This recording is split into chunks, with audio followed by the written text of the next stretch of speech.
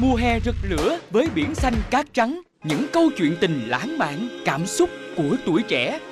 8 bạn trẻ, 8 cá tính có cùng mục tiêu tìm kiếm một nửa của trái tim. Liệu họ có tìm thấy nhau? Và đặc biệt, Giao bộ Loca sẽ đồng hành cùng các thành viên với chuyến du lịch cho cặp đôi bí ẩn nếu giữ bí mật được đến cuối chương trình. Huỳnh Tuyết Anh, 23 tuổi, hiện là nhân viên phát triển kinh doanh, đam mê lớn nhất là võ thuật, đã trải qua 3 mối tình. Nguyễn Thành Tâm, 29 tuổi, hiện là huấn luyện viên thể hình, đã trải qua 4 mối tình.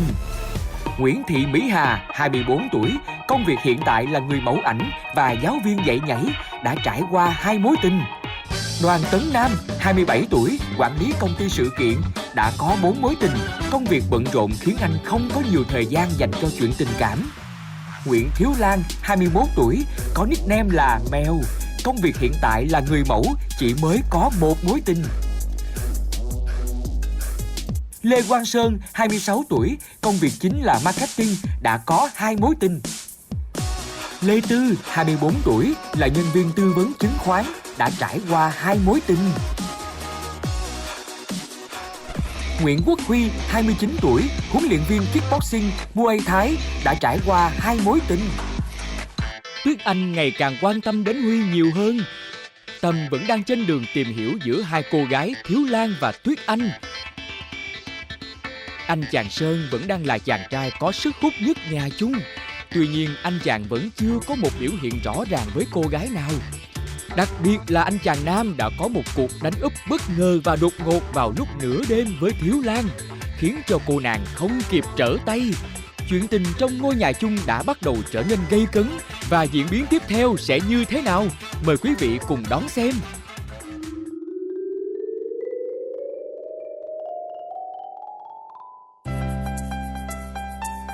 Sau cuộc hẹn của Nam với Thiếu Lan khiến cho Tâm cảm thấy bất an và anh chàng đã hành động ngay lập tức vào buổi sáng sớm để tìm hiểu tình hình.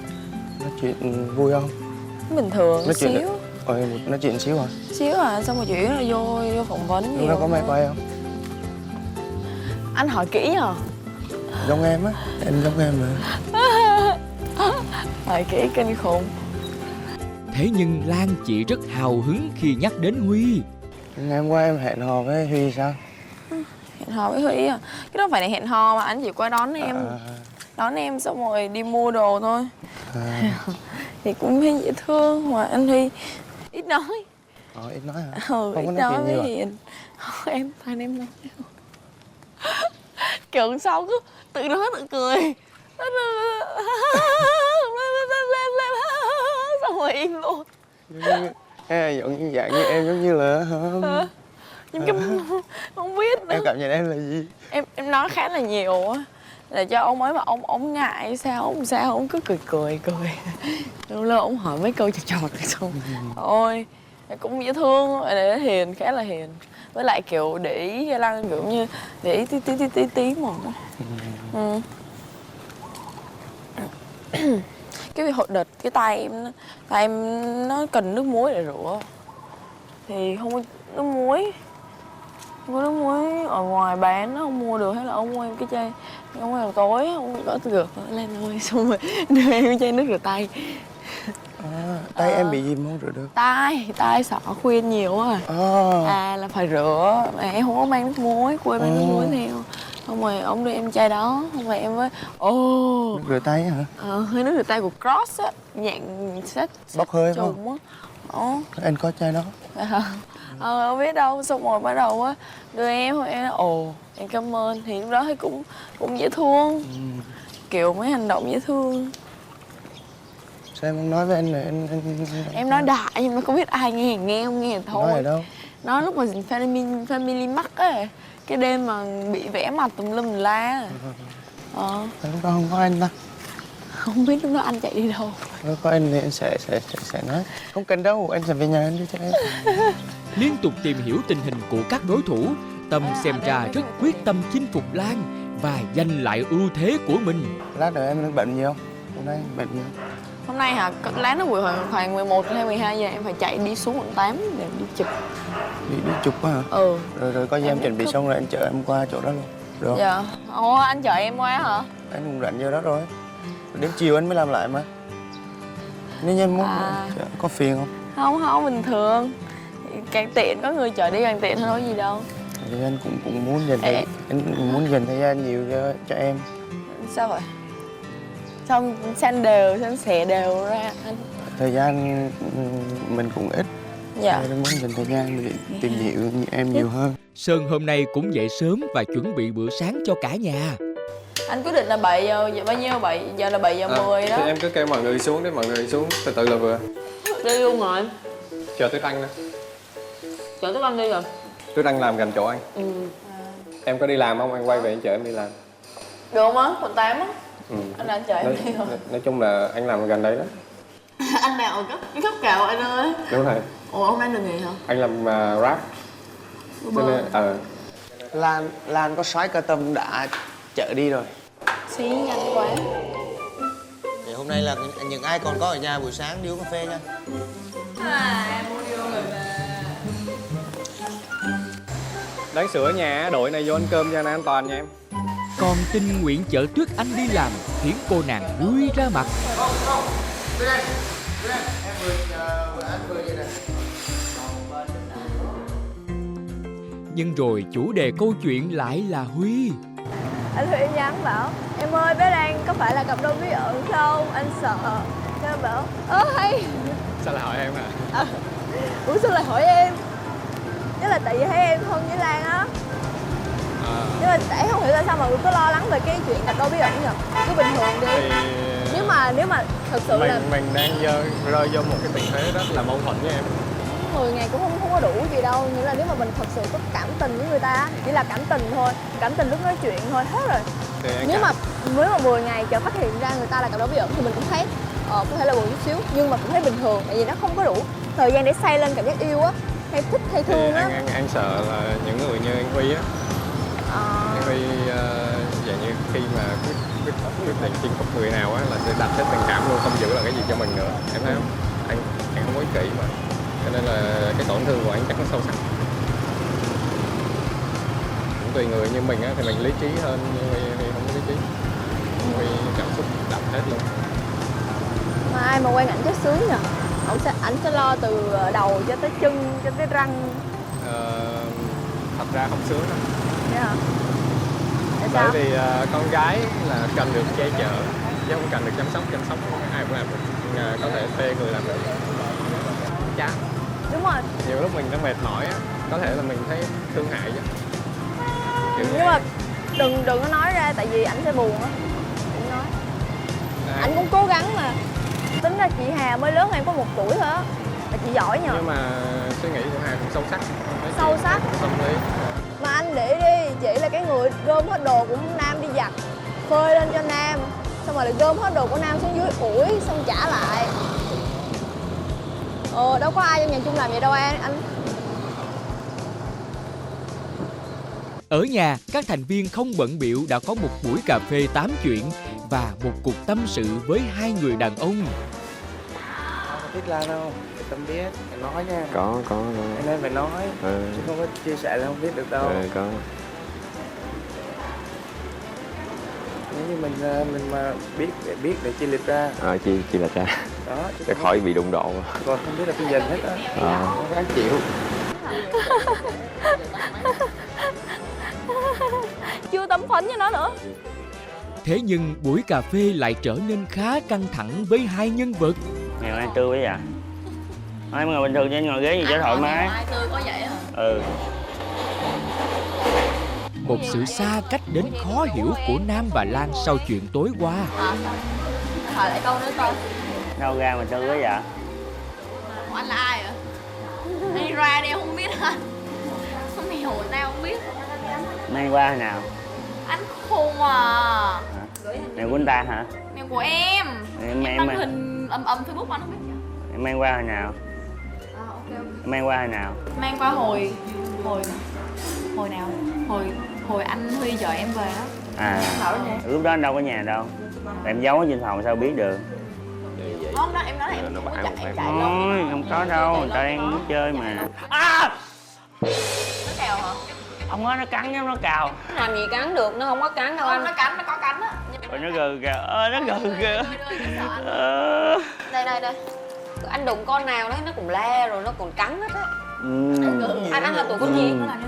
Anh là tuổi con hả? Con gì? Anh tuổi con dê. Anh chỉ có khiếu chăm sóc con người thôi, cho nên chăm sóc mấy bé nó không được tốt. Xin lỗi. Em không biết anh có khiếu chăm sóc con người hay không á, nhưng mà em chưa thấy.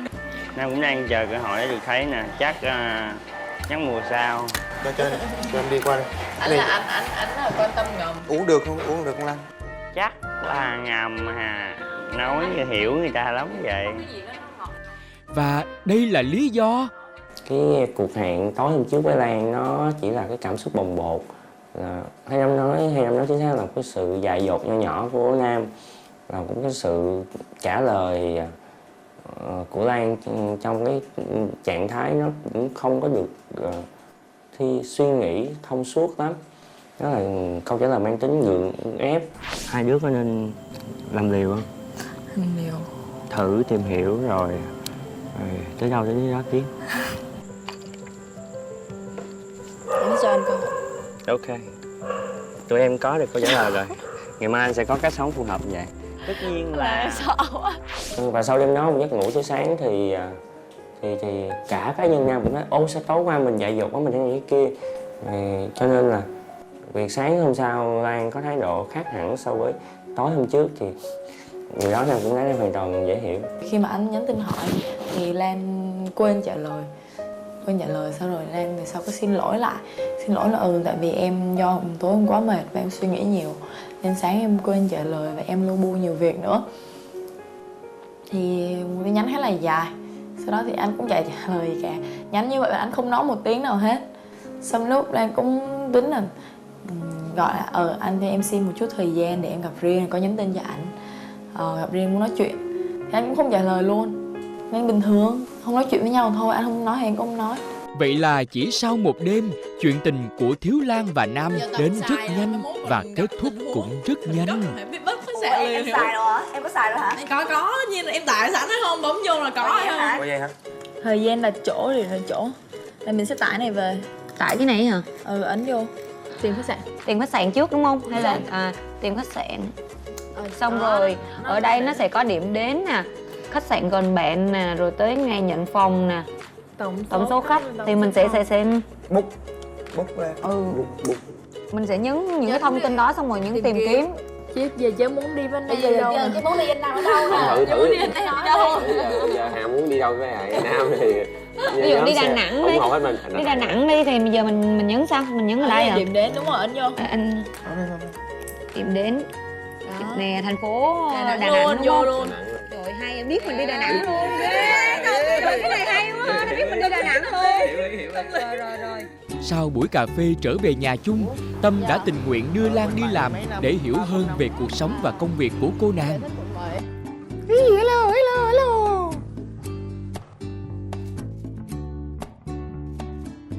Vất vả, thực sự rất là vất vả sau những cái tấm hình đẹp mà mọi người được thưởng thức ở trên tờ báo hay gì, thì phía sau nó hậu kỳ là một cái rất là vất vả, cực kỳ vất vả, phải yêu nghề và gắn bó nhiều thì mới được.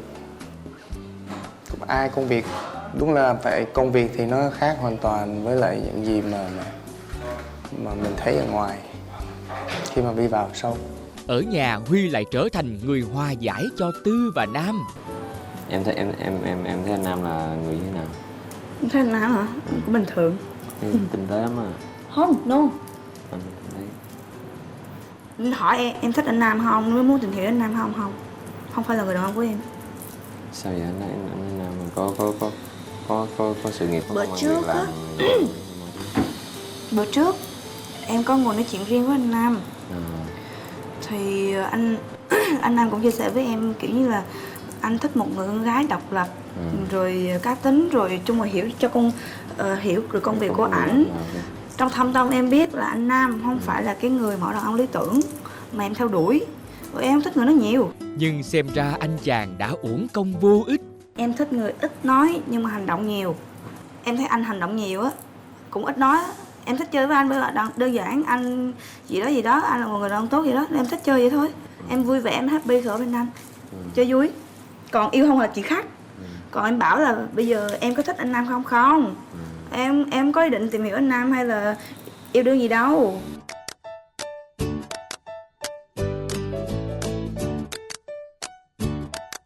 Em không ăn cơm là bây giờ anh chỉ ăn canh với rau. Chủ yếu là bữa cơm hôm nay chủ yếu là em nấu rau thôi mà. Chứ đâu phải là ăn thịt đâu. Nên là thịt mà anh ăn cũng không có thích. Đồ nó cay thiệt luôn á. Sơn đã về nhà kịp bữa tối.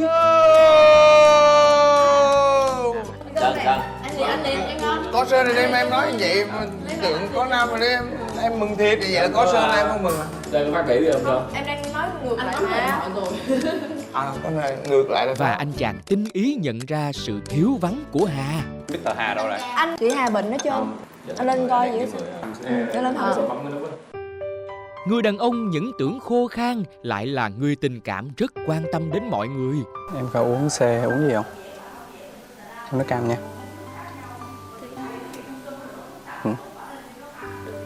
Lát nữa đưa nước cam vô uống nha. Nằm nghỉ ngơi. Lạnh quá. Tắm rồi. Lát anh pha nước cam cho nha.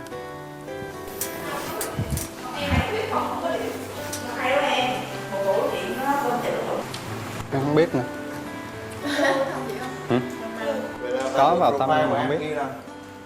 Ủa anh Huy. Nãy anh mua thuốc gì vậy? Chiếc đầu nói là Mà cái đó là phải ăn no uống đúng không? Tôi thấy là tôi nghe mùi là tôi muốn hẹn hò với anh Nam lắm nhá. Nên là anh Nam đâu nhắn tin anh Nam về coi. Thiệt. Hôm nay phải hẹn được anh Nam. anh với em có ai hẹn được trước? Nam đâu rồi? Em cũng muốn hẹn với anh Nam nữa. Hẹn sao? Bây giờ vậy ha, bình bùng binh đi em. Như đàn ông trong nhà nó chết hết rồi. Nay nó lâm được nè. Mấy cái mày dao đâu vậy á? Viết 20 phút nữa là anh Nam về tới nhà nha cả nhà. Khi mà anh Nam về tới nhà mình phải vỗ tay hoan nghênh cái kiểu. Phải chạy lên lấy điện thoại. Ngắt rồi luôn. Không là điều. Có một người đứng dậy khi em nhắc tới anh Nam 20 phút nữa về tới. Bye nha, bye mọi người nha. Bye bye. Anh đi làm đêm á hả? Anh đi làm gì mà buổi đêm? khi nào về? Sáng 6 giờ về. Tuyết Anh dường như rất quan tâm đến công việc của Huy khi anh chàng thường xuyên rời khỏi nhà vào lúc đêm muộn và tới sáng hôm sau mới trở về nhà chung. Bye anh, đi cẩn thận nha. Ok. Nhiều vậy tôi phỏng vấn. Ôi anh Nam đã về. Nàng đã trở về nhà và vẫn giữ vẻ mặt lạnh lùng khiến các chị em rất tò mò. Sao anh về là không một lời hỏi han, không một lời hỏi thăm thế nào? Giờ em đi nói chuyện với ảnh là em muốn trải nghiệm coi là nói chuyện với ảnh như thế nào mà mọi người nghĩ vậy. Nếu mà anh nói chuyện chị xong rồi chị kiểu nói chuyện với Lan xong mới Lan cũng kiểu tò mò rồi xong lúc rồi hỏi chị Hà chị cứ đi nói chuyện vậy không lúc rồi là không nên em mới kiểu tôi tò mò quá men nghĩa là em muốn trải nghiệm. Ok giờ. 3, 4 À quên nữa, ngày mai đi rất là sớm. Mấy giờ em làm? 9 giờ. 8 giờ rưỡi. Ok Nó khoảng chỉ 8 có giờ mấy kém loại. rồi 8 giờ anh đi á. Bình thường mấy ngày sáng Sơn chở Tiếng Anh đi làm Cứ luôn. thử đi biết được. Sơn làm đâu? Anh Nam đi dạo với em với bé Lan không? Hả? Đi dạo vòng. Em Lan đó hả? Ok để anh vô thấy vô nghề. Sau bữa ăn tối, anh có Tuyết đồ Anh nghề lại luôn. đột ngột rủ Nam đi dạo. Không hiểu ý đồ của cô nàng là gì khi kéo thêm cả Thiếu Lan, khiến Thiếu Lan hơi khó xử. Dạ. Chứ anh muốn hỏi gì nữa? Anh có muốn gì muốn hỏi em không? Anh thì cái này anh không có nhà nhiều nên cũng không có biết bắt đầu gì. Với lại công việc nó chiếm nhiều thời gian, chiếm nhiều tâm trí quá. Cảm thấy mình hơi dư thừa, Thiếu Lan đã quyết định cho hai người không gian riêng để tâm sự. Anh bữa giờ anh có mấy bạn trong nhà chung á thì anh có thấy là bạn nào hợp với anh chưa? Đã từng. Đã từng hả? Dạ. Đã từng là sao? Có nghĩa là đã từng có mà bây giờ thì hết rồi. Sao nó nhanh như vậy? Chị nói bình thường mà. Người đó là ai? Thực ra là lúc đầu có 2 cô gái thay đổi qua lại liên tục, và cái kết quả cuối cùng là không còn ai hết rồi. Cho nên là không. Anh đang nói tới chị Tư với lại bé Lan á hả? Anh không phủ nhận hay khẳng định cái câu vừa rồi của em. Anh chỉ nói là 2 cô gái thôi. Tại vì anh thấy là với cái tính cá tính của anh á thì mấy ngày đầu anh ít nói nhiều hay ít cái gì đó thể hiện nhiều, mà anh hay bình bình, không quá im lặng cũng không quá ồn ào để quan sát mọi người, cảm nhận mọi người. Cho nên là anh nghĩ là anh cũng cảm nhận phần nào nó ổn.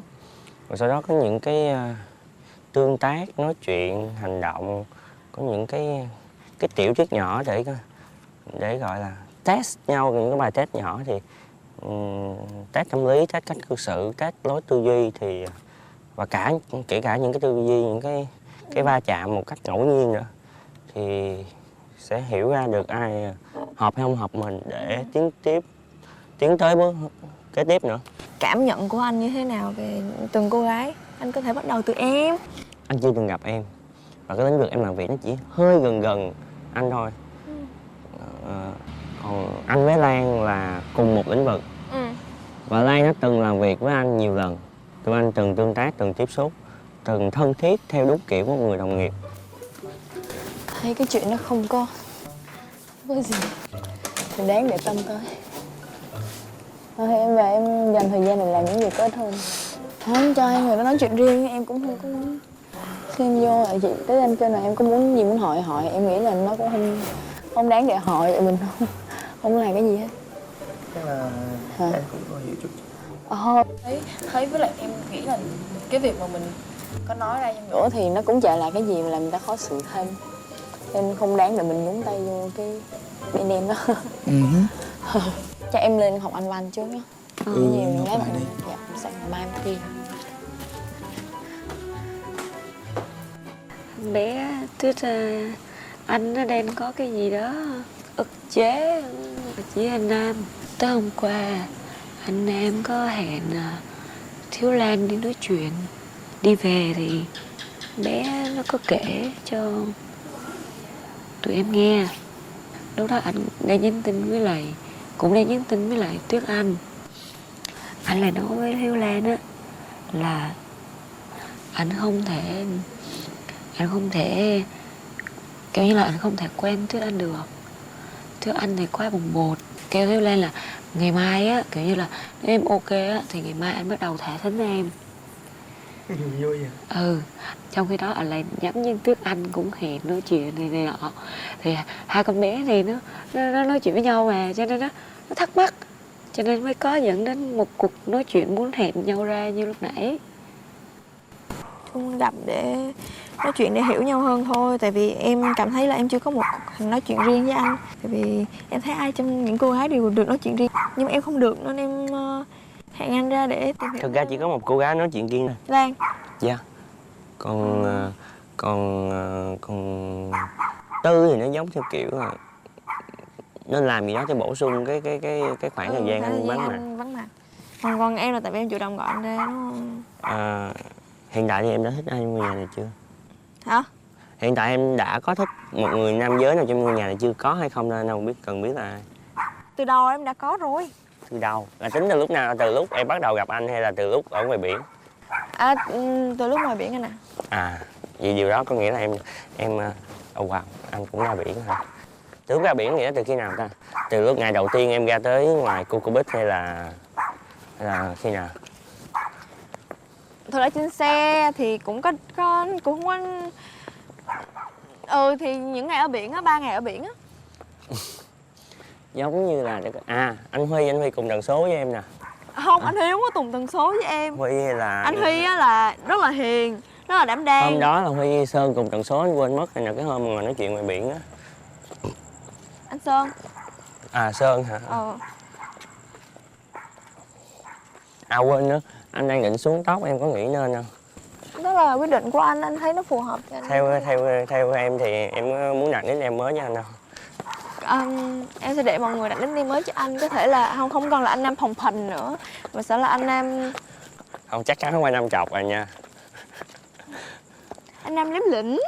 Phải không? Có không? Sau đó em đâu biết đâu. Em nghĩ những ngày tới thì sao? Nó sẽ Có thể có thay trong đổi. em có thể có tiến triển tình cảm nó cao hơn không? Có thể nếu mà em phải chạy nước rút, tức là em phải chủ động, nhưng theo em nghĩ là nếu như mà bạn nam đó có tình cảm với em, chắc chắn bạn nam nó sẽ chủ động với em. Khoan, mình Nhưng đứng mà- ở đây trước khi mà mấy con chó nó lên tiếng để mình nói chốt câu cuối nè. Ví dụ như những ngày tới em có cảm tình cao hơn với một người nam giới nào đó, nhưng mà người ta lạnh lùng, người ta không có phản ứng gì hết, thì em có sẽ là người chủ động tấn công hay không? Hay là em cũng sẽ yên lặng chờ đến khi người ta tấn công em mới được? Nếu em thật sự thích người đó thì em sẽ tấn công, nhưng em chắc chắn 10 ngày không có đủ để em thích một người. Vậy coi như là em đã đoán trước rằng là trong 10 này chỉ dừng ở mức là có được 7 người bạn, rồi sau đó Không đoán, về sau. không nói mà chắc chắn rồi. Làm gì có một cái người nào vào đó mà yêu nhanh như vậy. Thích thôi Còn nếu người ta chủ động mà đáp lại, người ta bắt đầu tấn công em luôn thì sao? thì em sẽ tìm hiểu bằng đó. Thì có khi nào có cái đích đến nó kịp trong 10 ngày không? Ai biết được, biết đâu bất ngờ. Ngày mai thì em làm 9 giờ thì cũng khoảng 8 giờ thì có thể đi. Em có muốn anh chở em đi làm không? Để em Đổi gió tí xíu so với anh Sơn. Nhưng mà trước tiên em sẽ hỏi Sơn, tại vì Sơn rất là thích chở em đi làm. tại vì em cũng thích anh Sơn chở em đi làm. Chung là em cũng thỏa mãn cái cơn tò mò của em rồi. Thì hôm nay mình đã được trải nghiệm cái cuộc nói chuyện đó. Chung là cũng nhiều điểm thú vị. Nhưng mà mình khẳng định một điều là anh em không phải là tiếp người của mình. Bởi vì anh em có những cái nhận định và những cái quan điểm nó không có phù hợp với mình ấy. Hiện tại mình vẫn thấy nói chuyện hợp với anh Sơn nhất, nhưng mà mình vẫn chưa có xác định là sẽ tiến thêm một bước nào nữa. Chuyện tình cảm của Thiếu Lan và Nam đã tạm dừng rất đột ngột. Nam đã tự mình rút lui, Huy cũng đã thừa nhận mình thích Thiếu Lan, trong khi Tâm thì đang tấn công cô nàng một cách dồn dập. Liệu ai sẽ chinh phục được trái tim cô nàng? Mời quý vị đón xem vào tuần sau.